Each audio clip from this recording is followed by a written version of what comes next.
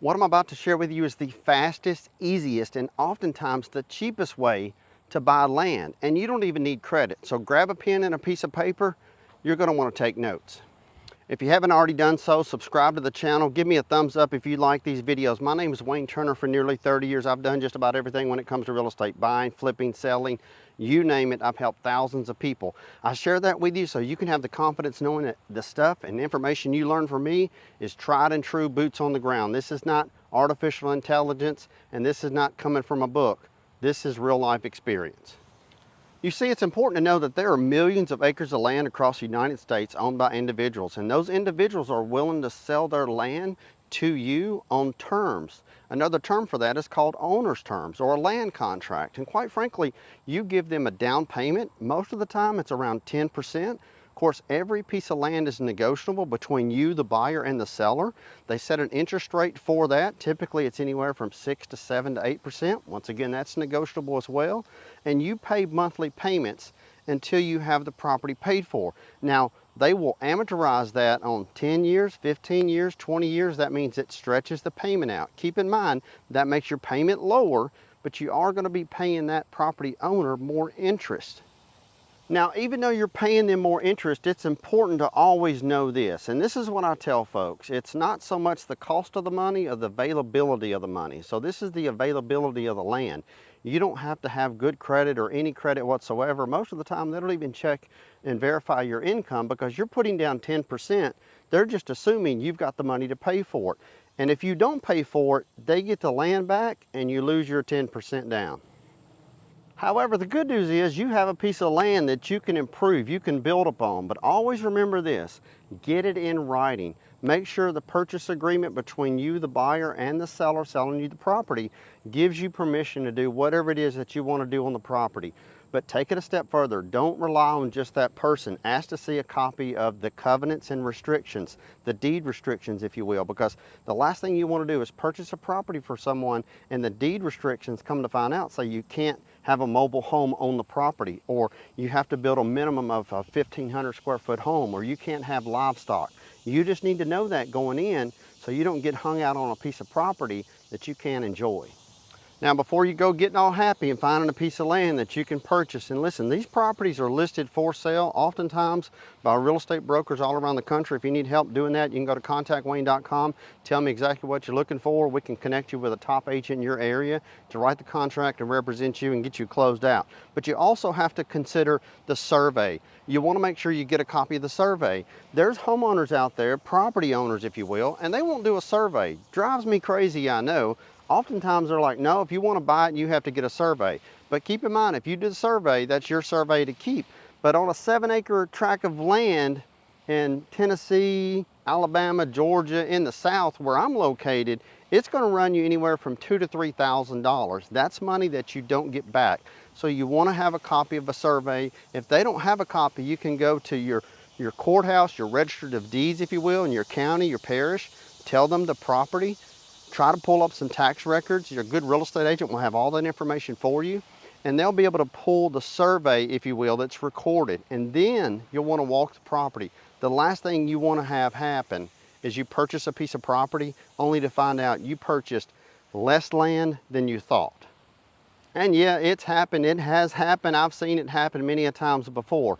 That's why when you take that survey, you walk that property, make sure there's no encroachments. There's nothing of anybody else on that property. So when you take ownership of it, no one's going to come claiming anything or doing anything. And when you purchase property this way, most of the time there's a third-party mediator that's an attorney, where you basically pay the payment to the attorney and the attorney pays the payment to the seller. That way, it's a good connection where they can't have tax liens put on the land, you can't borrow against the land, both parties are protected. So look, are you taking notes? Is this good stuff so far? If so, click that like button. Let me know that you're liking this video and all these other videos that we do. So when you're looking at this property, you also want to look at the flood zone and the zoning. Can you put on that property what you want to put on it?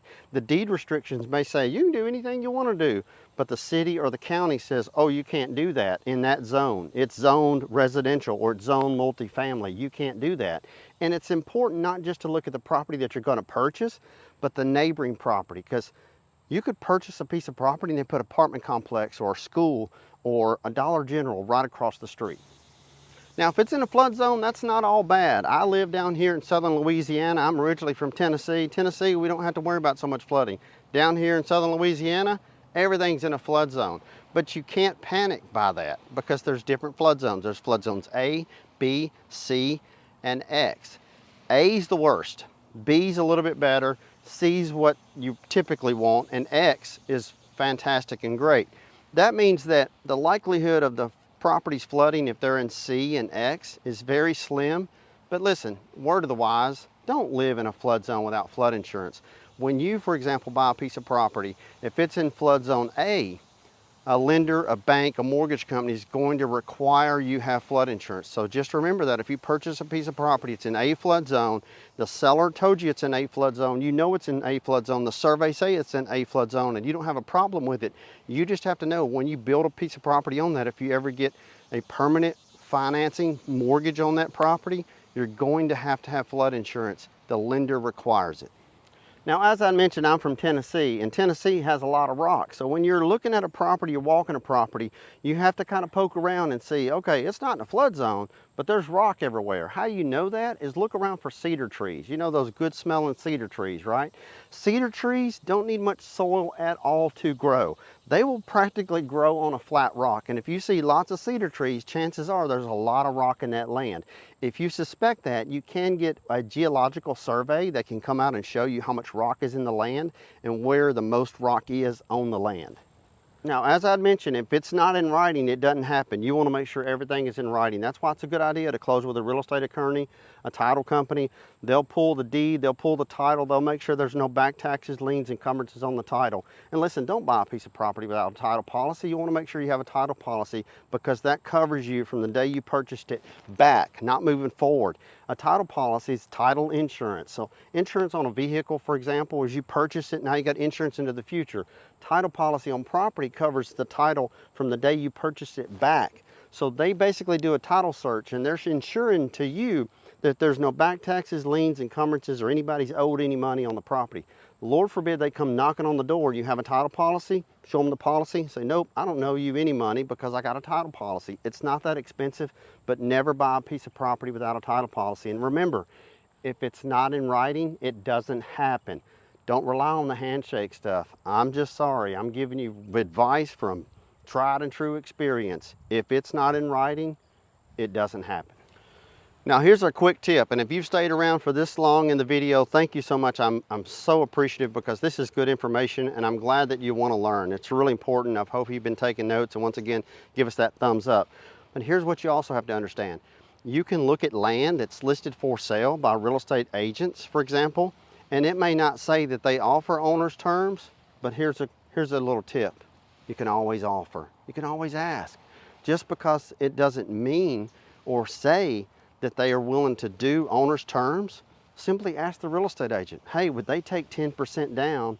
I'll pay terms. Let me amortize it over 20 years. That keeps my payment low. They make more interest on me, and then I'm putting 10% down on the property. It's a win-win. The answer is always no unless you ask. So that's a good tip.